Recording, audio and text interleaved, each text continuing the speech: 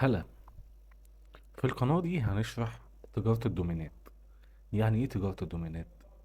هي انك تشتري دومين بسعر رخيص وتبيعه بسعر اغلى، سواء بضعفين تمنه، ب5 اضعاف، ب10 اضعاف او اكتر، زي ما هنشوف في الفيديو ده. هنحتاج ايه عشان تقدر تبدأ في تجارة الدومينات؟ هقولك في الفيديو ده.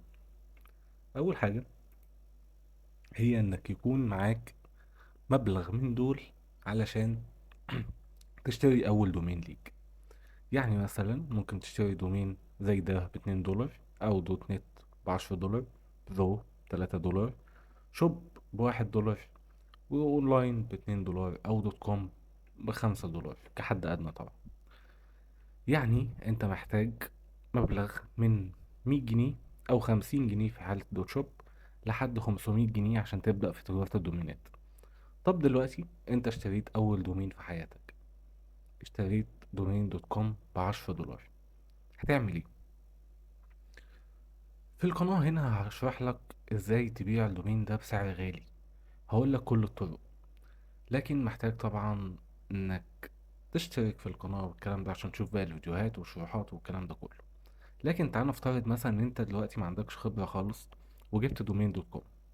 ممكن تعرضه هنا على منصة زيدو. ممكن تعرضه بمبالغ زي المبالغ دي: 500 دولار، 125 ألف دولار، 29 ألف دولار. ده طبعا في حالة ان الدومين كان مميز، وحتى لو مش مميز أوي، مش بريميوم يعني زي الدومينات دي، هتقدر تبيعه بسعر كويس.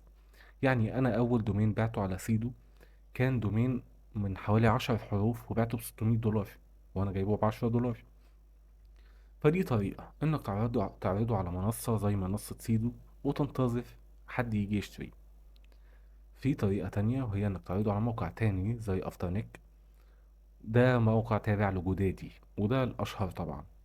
الدعم فيه مش أحسن حاجة، لكن مشهور. بتعرضه برضه هنا للبيع، وبيجي المشتري وبيشتري.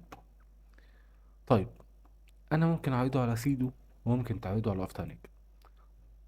هل هيجيب لي سعر كويس؟ يعني هل أنا لما أدفع 10 دولار هقدر ألاقي عائد كويس من ال10 دولار دي؟ هقول لك الطبيعي إنك ممكن تبيع الدومين مثلا ب50 دولار، ب100 دولار، ب200 دولار. وممكن تبيعه أكتر من كده. زي إيه؟ دول أكتر أعلى سعر للدومينات اللي اتباعت السنة دي لحد دلوقتي. عندك الدومين ده روكت دوت كوم اتباع ب14 مليون دولار، جولد ب8 مليون دولار.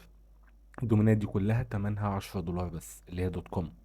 في كمان حاجات تانية، مش يعني دوت اورج هنا أرخص من 10 دولار، واتباع بكام؟ اتباع ب225 ألف دولار على منصة سيدو اللي احنا بنقول عليها.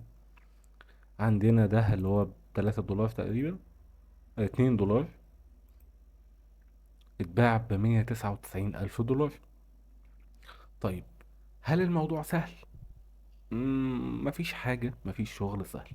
كل شغل ليه خطوات كتير لازم تعملها عشان تحقق نجاح فيه.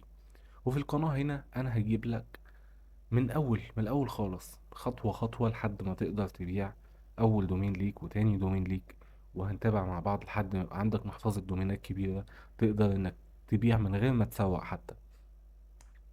طيب، هل انت بتعرض الدومينات بس على المواقع دي وبعدين خلاص كده هتستنى تتباع؟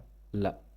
اي نعم، انت لو عرضت الدومين اللي انت اشتريته على سيدو افترنيك هيتباعوا بعد وقت، ممكن يتباعوا بسرعة كمان. لكن في طرق افضل كتير، زي طرق التسويق للدومين. انك تروح للشخص اللي محتمل انه يشتري الدومين، وتعرض له الدومين ده بسعر كويس. وده هعلمك ازاي توصل للناس اللي محتمل ان هم يشتروا الدومين، وازاي بمساعدة شات جي بي تي تتفاوض معاه بسعر كويس حتى لو انت الانجليزي بتاعك صفر، وتوصل لديل كويس تكسب منه. طيب، انت محتاج ايه؟ محتاج مبلغ ليكن مثلا 500 جنيه كحد ادنى علشان تشتري اول دومين. محتاج تشترك في القناة عشان تشوف الفيديوهات الجاية، وما تشتريش دومين قبل ما تشوف الفيديوهات الجاية، عشان تعرف تشتري دومين مميز تقدر تبيعه بسعر كويس. طيب، محتاج ايه تاني؟ محتاج تشترك في موقع بايبال في حالة انك في مصر. يعني في مصر الموضوع معقد عندنا شوية ان احنا نستلم الفلوس على حسابنا البنكي. في الدول العربية تانية ممكن الدنيا تبقى أسلس شوية.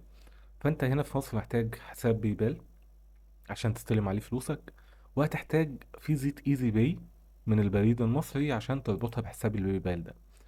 حساب البيبال مجاني. فيزة ايزي باي بتعملها مش فاكر ب20 جنيه 25 جنيه حاجة كده، وبتعمل ايداع ب100 جنيه وبتستلمها وتاخدها تاني يعني. فده كل اللي انت محتاجه بس، ونبدأ ونبدأ تجارة الدومينات، ونبدأ انك تعمل شغل اونلاين حقيقي تقدر تكسب منه مبالغ كويسة، وبمجهود مش كبير قوي زي اللي احنا بنبذله طبعا في مصر او في الدول العربية كلها عشان تاخد مبلغ زي ده في السنة. فانت هنا ممكن تعمله في ايام بسيطة. ممكن تعمل مبلغ زي ده كله على حسب شطارتك، على حسب ذكائك، على حسب خبرتك اللي هتكتسبها بمشاهدة الفيديوهات. وكل ده هيحصل بعد ما تشترك في القناة. ولما تكون جاهز وتجهز الحاجات دي كلها، سيب لي تعليق قول لي انا جاهز عشان ابدأ في شرح باقي الفيديوهات. ولما الاقي عدد كويس حتى لو 3 يعني هبدأ على طول. وبس كده. اشوفكم على خير. سلام.